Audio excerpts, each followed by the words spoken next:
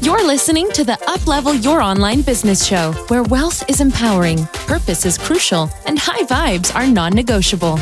And now, here's your host, certified business coach and practical woo strategist, Sarah J. Loureiro.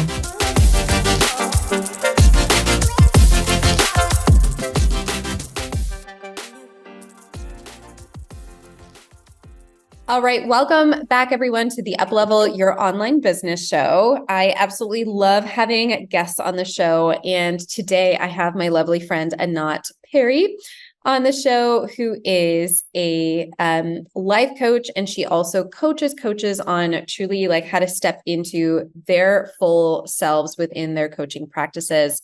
And really create the magic that they want to in the world. Anat, is there anything that I missed when I introduced you?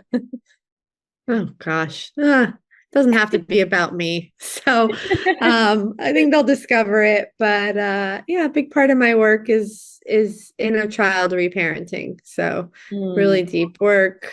And yeah, I have a complete method and process that I teach my certified coaches. So if you're a coach that's like, oh, I got some tools, I got some skills, but you sometimes show up to your sessions with your clients being reactive along with them, thinking you need to fix their problems and help them feel better.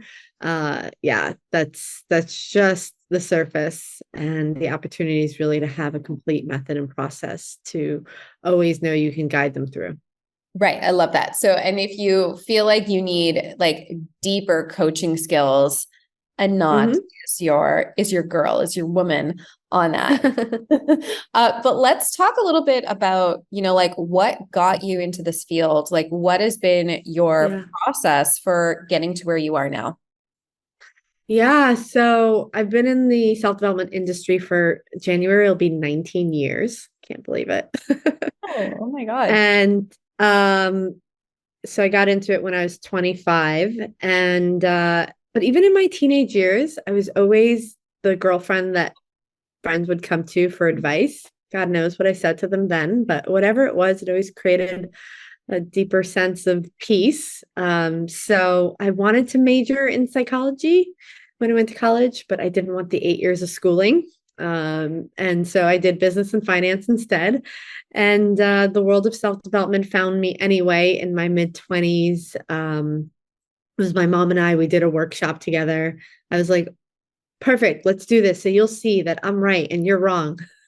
That was my relationship with my mom back then. And from the first moment of experiencing being in like transformational work, I was like, this is home. Like, I love this. I want to coach. I want to do this. I want to help people in this way. But it took me another 10 years to get myself there. I think a part of me, I was always natural at being a good listener. And I developed a lot of good coaching skills in those first like 8 years. But the mentors and the programs that I were around were more like mindset, more cognitive work. And I didn't know it at the time. At the time, I thought it was the Holy Grail. But the truth is that my life didn't look any different. I was developing as a leader and as a coach.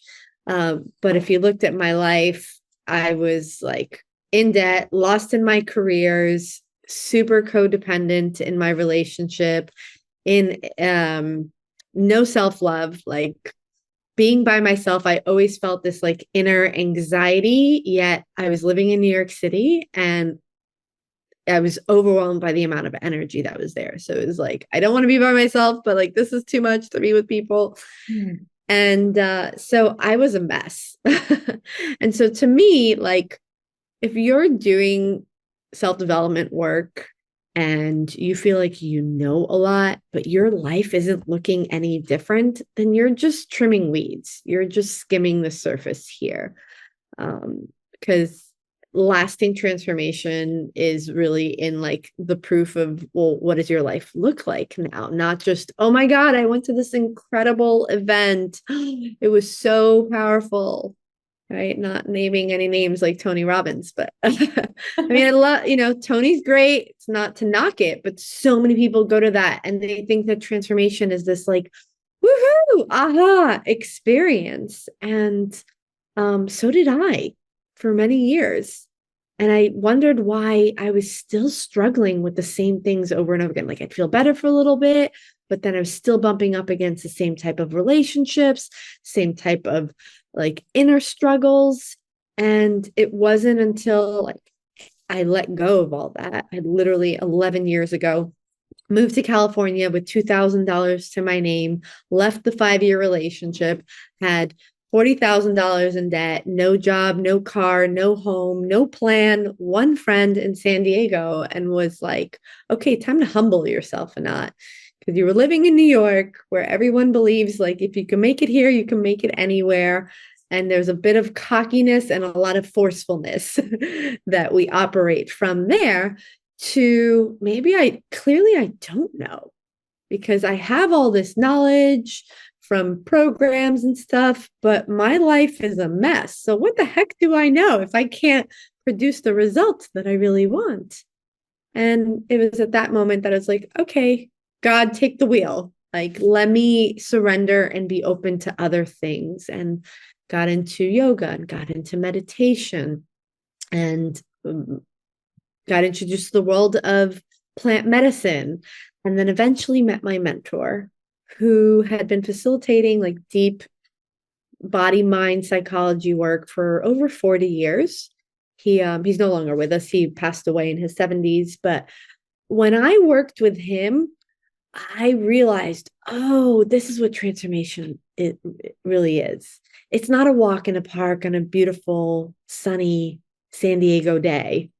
It's a walk through a burning forest and there's some dragons to slay. Meaning that like if you're experiencing like fear of the unknown and it's messy and a lot of pain and feeling a lot of emotions that you never wanted to feel before, and the fear of, will it work out for me? Well, then you're on the right path because that's actually the journey. That is what it looks like. And that is what I went through. And on the other side of it, I felt ready. I felt free. I felt like I wanted to be by myself. I wanted to take time off. I wanted to go adventure and travel and like get to know me after spending 34 years at that point, forcing myself to operate in life. And it was also when I felt like I now have the tools. I now have enough of my own embodiment. If I could get myself here, like, oh, okay, now I'm ready to really hold someone else through it. And so I spent the next year traveling and then studying with my mentor for a few months. And then I'm like, okay, cool, I'm ready. And that was 8.5 years ago that I launched my business, Training Camp for the Soul, with no social media and no website. And granted, that was 8 years ago. Today, there's so many resources around. No, you need Instagram, you need social media. So I don't advise that. And I wasn't comfortable with marketing then in that way. I shouldn't say I wasn't comfortable with marketing because my mentors always say, you're a great marketer or not, you're just market differently. I didn't know the world of online marketing, but I definitely knew like grassroots, like, yeah, go talk to people, go to networking events, ask for referrals. And so I grew my business to over 6 figures my very first year without a website, without social media, because ultimately the work worked. And my clients got results and they referred their girlfriends and their in-laws and their neighbors and all that. And I grew my business very much organically in that way. And it was what I always wanted to do, was to help people in getting the deep healing that I got. And I never expected to be where I am today, which is certifying others in my method. That's beautiful. A year into running my retreats, so I've done over 30 retreats, running my retreats and my virtual programs, I had clients saying to me, I want to learn to do what you do. And I'd be like, I don't know. What is it that I'm doing? Not like I didn't know what I was doing, but I didn't quite know, like, how do I teach this and duplicate myself?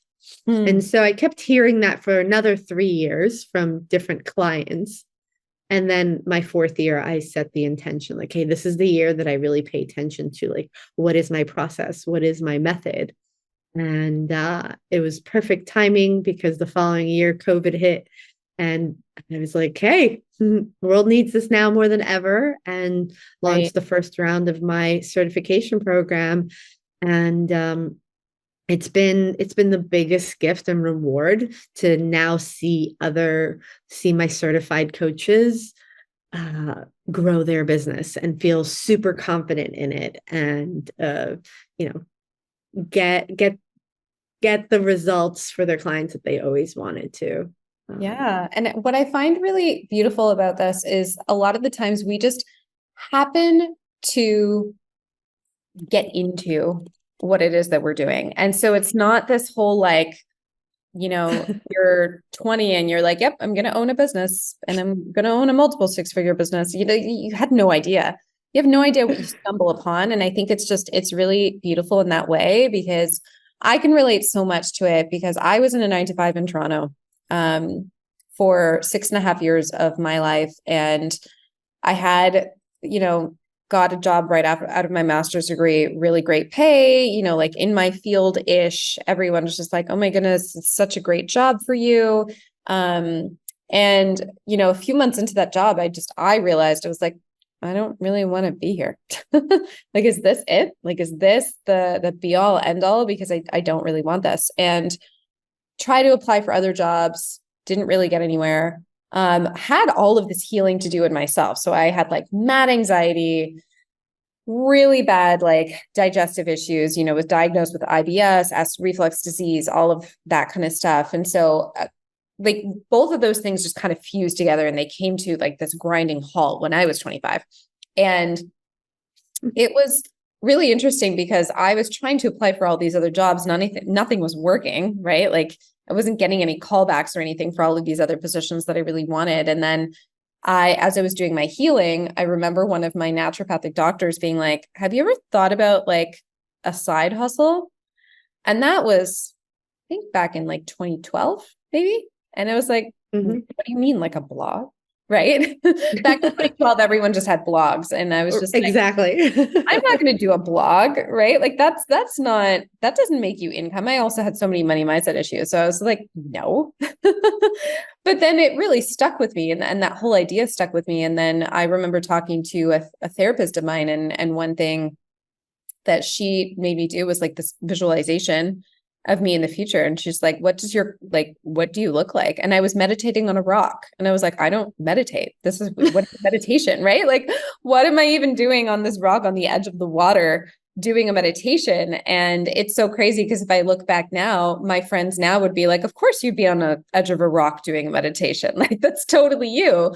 But when I talked to this therapist about it, I really had no idea that was in my future. And so I just love hearing these stories of like, it found you, right? Like the certification found you, the healing found you, this method, these tools, they found you as a result of the things that were going on in your life. Yeah, I think that as a result of surrender, I mean, we hear that word a lot. And I think the daily practice is to look at like, what am I feeling? And if I'm feeling fear, it's okay.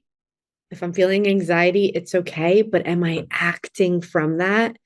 And for many years, I wasn't aware that I was acting from that energy. And that is not surrender. That is force. That is like, oh my God, like I need to survive this feeling. I need to make this go away. So I'm going to push and force in this way, where now I catch myself in moments where I may feel anxious or afraid as an entrepreneur, as we all do at times of the month in our business. And I really practice like regulating and knowing that it's okay to feel this way, and like making sure that if I'm gonna act in the world, that it's from a place of like trust and surrender. And that's where the miracles happen. That's where it's like everything that you want starts to flow in, is when you let go of forcing And the thing that keeps us from letting go of forcing is that we don't know or have the capacity to be with the anxiety or the fear or the doubt or whatever quote unquote negative emotion that we're feeling. Yeah, exactly. And do you feel like a lot of people who come into coaching and kind of like do a regular certification, do you feel like this is also one of the reasons for some of their imposter syndrome around being able to coach other people? Absolutely. This is an industry that has blown up, I'd say, especially since COVID. I mean, like I said, I've been in it for 19 years, and 8 years ago when I started my business, it wasn't, but ever since COVID, everybody and their neighbor is like, oh, I want to be an online coach, or I want to be a life coach, which is great. We need more.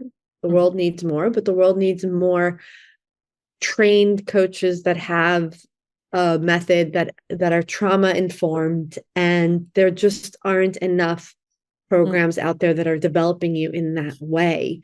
And so, or a lot of people get into it and because we want to help. Those of us that are coaches, we love helping other people. We love being the savior. It feels good.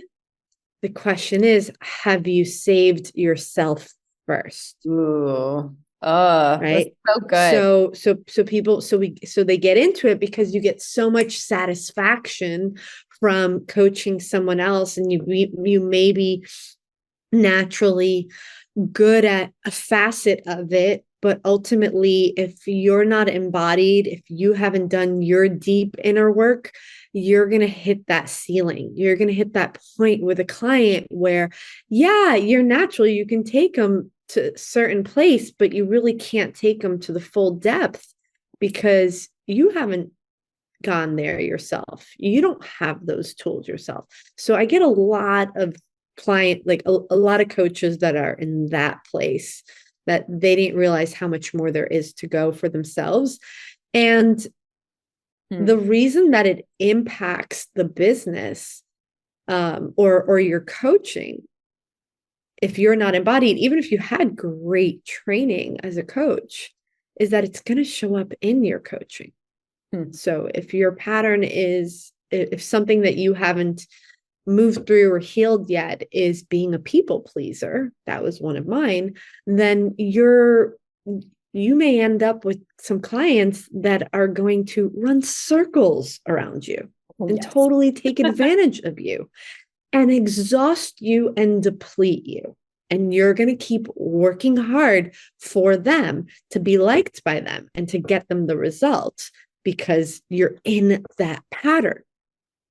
So it's going to impact your business. Yeah. Another one is if a pattern that you have is being the savior, then you may end up with clients that form a codependent relationship with you because you're always willing to save them and they're not carrying their weight. And again, it doesn't serve them. And ultimately, in the long run, it's not going to serve you either. I love this. Yeah.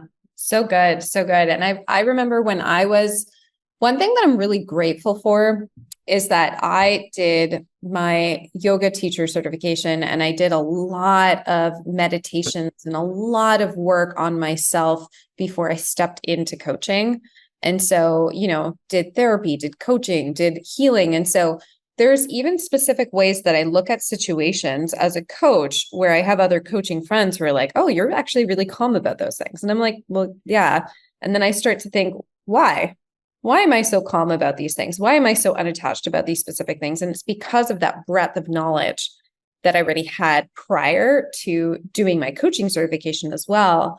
But I think that this is also why, like, coaches need coaches, right? And not only need coaches, sometimes coaches need therapists too. And kind of like using all of these modalities for yourself and truly implementing them.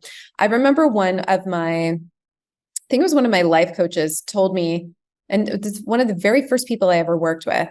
she was just like, I know that you're reading a lot of personal development books, but it's one thing to read them. It's another thing to completely implement them in your life.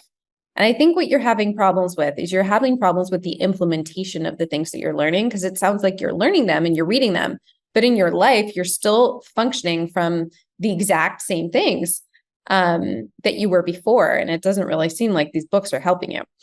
And I think it's also a very unique balance, because then you can have, you also probably, and I'm sure you know of people like this too, or who are like, they need to fix themselves so much and they feel like they need to take certification after certification in order to feel like they're worthy, or in order to feel like they're less of an imposter to actually coach. But I think in doing both, so in having coaching, but then also healing yourself and having them both in unison, that's when we can really create the best change for other people. Yeah. Because we're aware of our own triggers.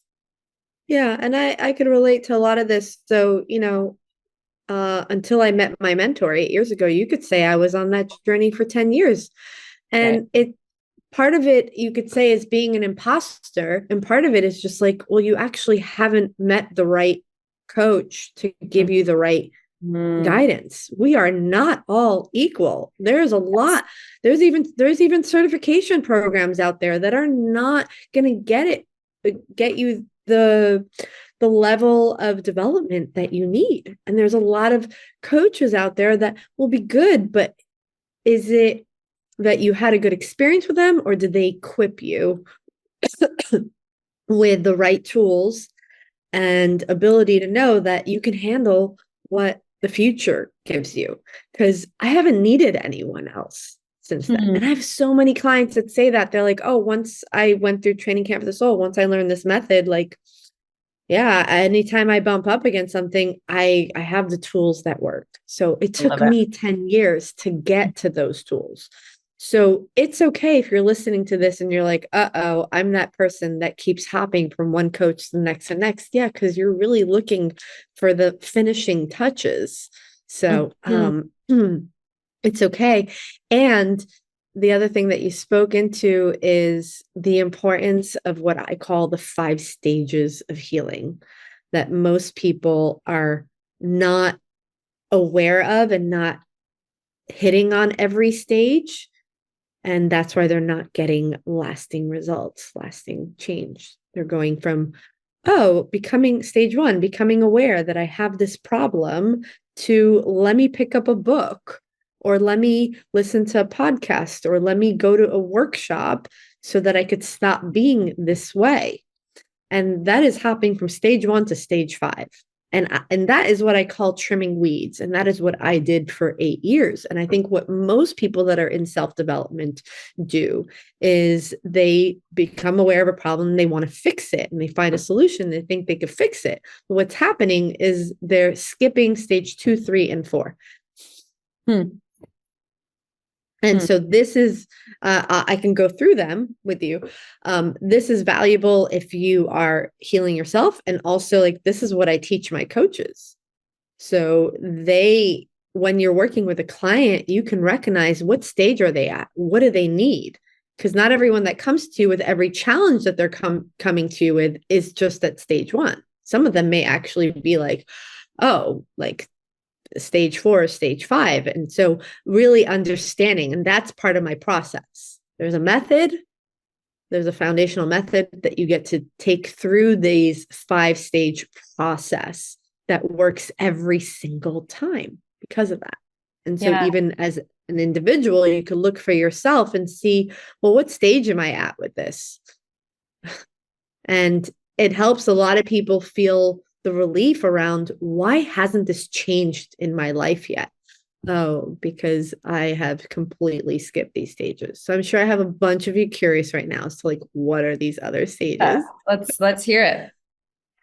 Yeah. So first off, stage 1, awareness. There's so much more that you can go here. A lot of times people are just, whatever they're aware of is just that trigger, whatever is like at the surface of it. But you can explore deeper as to, well, when I have this trigger, where do I go? How do I protect myself? How do I avoid? What are my survival patterns? so you can start to really get to the root of like everything that shows up when that trigger happens, to also like, who modeled this for me? Where did I learn this? Because a huge part of my work, as I said, is inner child reparenting and understanding that everything that we learned by the time we were 7 years old, majority from our caretakers, mom and dad, whether they were present or absent in our life. They help us develop our quote unquote script. And all we're doing now as adults is playing out that script over and over again, and playing different roles and casting people in the movie of our life to play out roles that feel familiar, right? You grew up in, watching mom be with your dad who was verbally abusive, and you learn that's what love is. So now what feels familiar to you is a man who disrespects you and puts you down in that way. That feels familiar. So you keep casting in the movie of your life, casting for that type of man, right? So if you're wondering, why do I keep attracting the same guy? Because you haven't edited the script, right? So stage 1, you can go deeper into awareness. Stage 2 is acceptance. And this is the hardest stage for people to get past.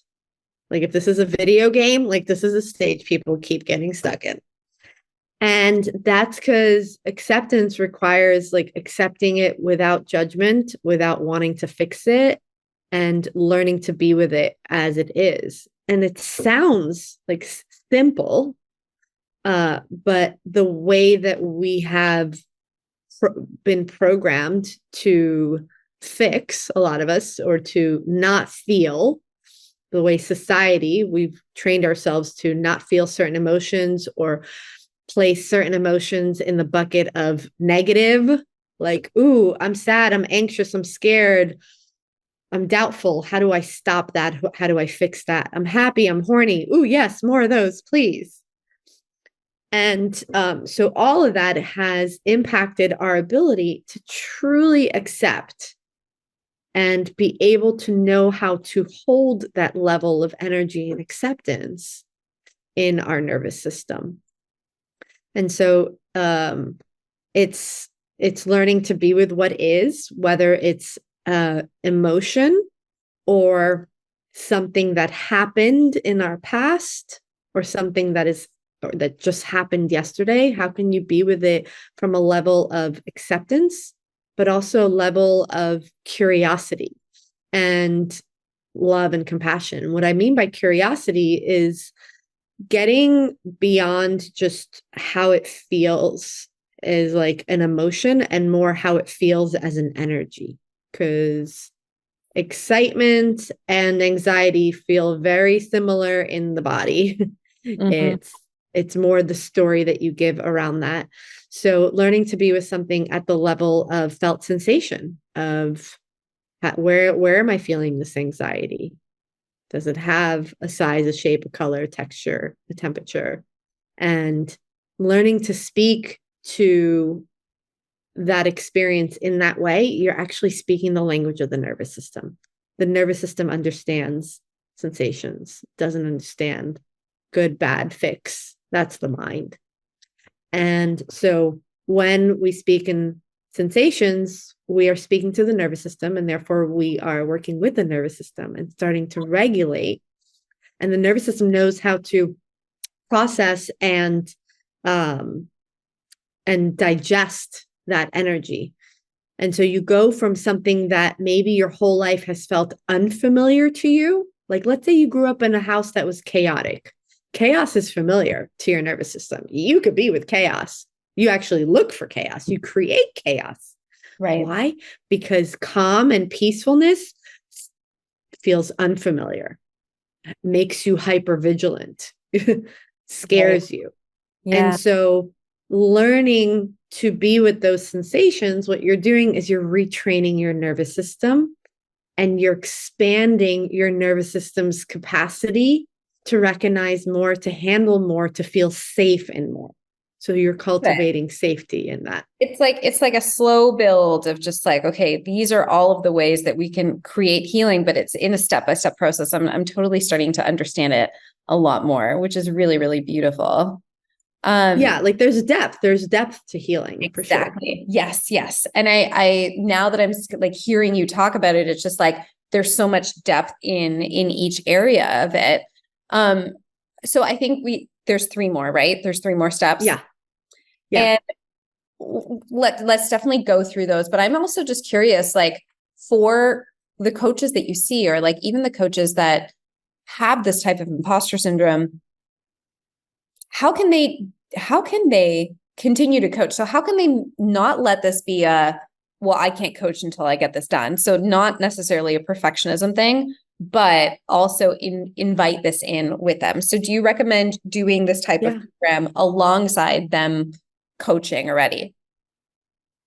Yeah, absolutely. I mean, my favorite clients to have are ones that already have clients that they're working with that are already coaches.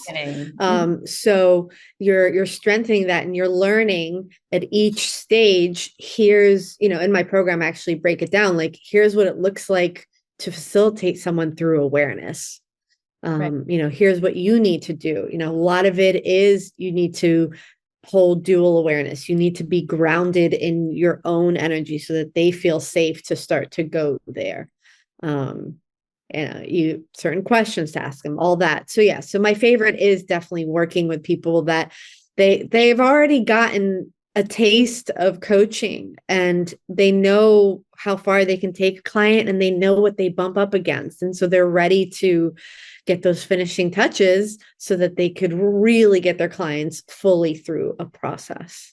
Beautiful. Okay. So now I guess where can people go to find out? Because we want them to get into your world too, right? So if they're interested in finding out the last three of the stages, where can you bring them to give them all of that information? Yeah, so my website, trainingcampforthesoul.com. You can read about them on my mastery page, my certification page. Yeah. And if you want like a deeper understanding, then you can sign up for the replay of my master class. And I go into depth of the 3 keys to getting your clients lasting change. Oh, great. So here you go. So you have a little taste of and a lot of depth of the first 2. And what were the first 2 again? Awareness and acceptance. And by the way, this is what you'll spend. I mean, majority of the time you're going to spend in those 2. Like, you're working with a client, if it's going to be slow somewhere, it's going to be slow on the front end. So it's like really knowing like how much time it takes to be in that. And then from there, it could start to move quicker. I love that. And of course, lasting change happens in the integration, which is stage 5. Oh, okay. Yeah. Yeah. I feel like this is so good for people to just be like, okay, let's have the full gamut. So if you want to go to, go onto Anat's page, everything is going to be in the show notes. We'll leave everything in there for you. You can find out more about it. So any last thoughts, Anat, or anything else that you want to say in terms of like coaches who might be struggling to find their own voice, or like to fully do that work for themselves so they can show up for their clients? Yeah, I mean, it's the biggest gift you could give yourself and your business is doing your own work first, and really feeling like, if you feel like an imposter, good, it's okay. I felt that way for 10 years, and I'm so glad that I didn't push through and force myself to become great at marketing so I can, be a half-ass coach and be marketing a lot, which is what's happening a lot right now. I'm glad that I took the time to get myself there, because then when I did start my business, that's why it took off so fast. And my friends would be like, wow, you're so lucky. Oh my God, that happened so fast. I'm like, what are you talking about? This is 10 years in the making. So it's the biggest gift. If you really want a stable, growing, successful business, is to make sure that you be your own first client first. and find the mentor that really can get you there. And, you can find me on Instagram. Great. So thank you Yes. so much for showing up here and talking to us about this. Truly, I feel like this is something that a lot of people struggle with in terms of like figuring out like how much more work do they need to do and like how can they fully step into their role as coach. So I think this was super helpful. Yeah. Thank you, Sarah, for having me on. And thanks, listeners, for tuning in. Thanks for listening to the Uplevel Your Online Business Show. If you enjoy our show and would like the show notes and free goodies about how to grow your online coaching business, head over to sarahjlorero.com for more information. We hope you'll tune in next time.